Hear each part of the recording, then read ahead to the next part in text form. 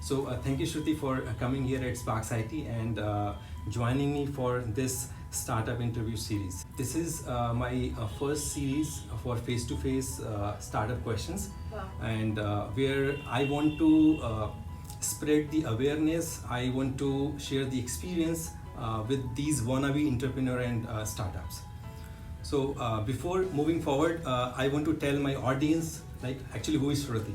So I have written something about you. So basically, Shruti is a chartered accountant turned to an entrepreneur. She started her career in auditing and taxation at multinational firm, from where she moved to handling project financing and management consulting at her family-owned business at New Delhi. With a strong experience of more than 5 years, she embarked on her entrepreneurial journey with a successfully setting up Suvipra. So basically, Suvipra is her startup, with an aiming to elevating the level of education and raise the overall experience for students. So to adding into this, I have few questions basically, like what basically you are doing right now? So basically, as you said in your introduction, I'm a chartered accountant turned entrepreneur. So right now, because Suvipra is my startup and Suvipra is in the very initial stages, my 100% time is devoted to Suvipra. At Suvipra, we work to develop EQ and IQ of students, which is emotional quotient and intelligence quotient. Our aim is basically to aid to the current education system and help it meet the challenges of the current generation. So I think I am aware about this IQ. So what's this EQ term? EQ is short for emotional quotient, as I said, and it contains it comprises of various skills which makes a person more emotionally intelligent. See, what is happening today is, as whether in India or America or UK, wherever, we see a lot of younger people going for psychological help. And there is nothing wrong in that. We all are aware of mental illness and everything. But we as parents, as teachers, we need to probably somewhere take a pause and rethink about our education system. Because see, times have changed, generations have changed, and the challenges this current generation is facing, our generation never faced. So these people have a new set of challenges to face. I say this to parents usually that our kids will definitely face the storm of their life. We cannot save them from that. But what we as parents or teachers can do is hand them over an umbrella. So what EQ is basically is that umbrella. Okay. So we are providing certain tools, certain skills, we train them and we help them practice those skills and makes them more emotionally intelligent, much more prepared to face the storm and at the same time to achieve their goals that they set for themselves. So that's emotional quotient. And I think so that's very good idea, because what you are doing, that is quite important now for our society, because I have seen these cases, and if they will be strong enough to face these challenges, I think that will be good for our nation as well. Okay, so how you identified this vision? That's been a journey, but everything started with a passion. I was a chartered accountant, very happy doing finance work. As a hobby, I used to write for students on financial and accountancy topics, simplifying difficult topics for them to understand. That was my hobby. And as a person, all over my life, I have been interested in education.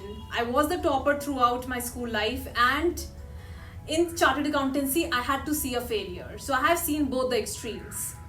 Okay, I was ranked, I was ranked failure. among 0.1% of students by CBSE all over India, and I failed thrice in CA.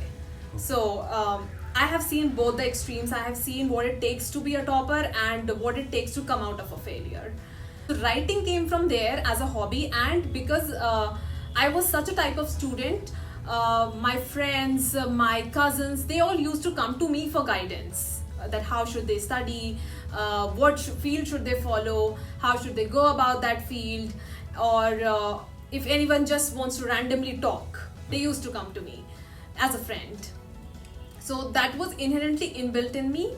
And writing part, when I was writing for finance and accountancy, we realized we can actually expand it to general awareness of students, and that's how our IQ part came into being. For EQ, when I was this kind of a person, and then in America I came in contact with some people who were doing a kind of work in America to develop EQ. We thought, why not in India? So we brought, and one, I am inherently good for it, and another, there is something like this in existence in America, so why not in India? And there is a need. So we that's how EQ part came into being. So basically it's a long journey, like It's been a journey in parts. okay. So what's your basically key involvement in your startup? I am the founder and I am the academic life coach. But a founder is not like a CEO. He has to do everything. So I'm involved with everything. Okay. So it can be a great message, like, she is involved in all the directions. So now I have a very important question, and I think it happened with everybody's life. So the moment that put you in a situation that you are doing wrong, and then how you came out from it. Yeah. Fortunately for us, that came in the very beginning of the journey. We actually started out doing a different thing in the same direction, but probably a different path. And we very quickly, out of our research, and also here I would like to say, we were working with Sparx for our IT consultations and IT things.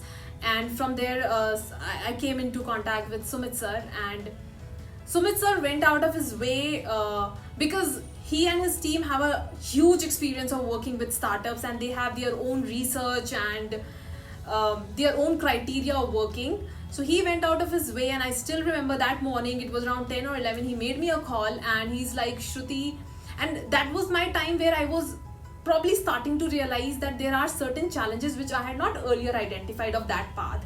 So he called me up and he's like, Shruti, maybe these are the things you need to probably think more about. There were certain challenges he was mentioning.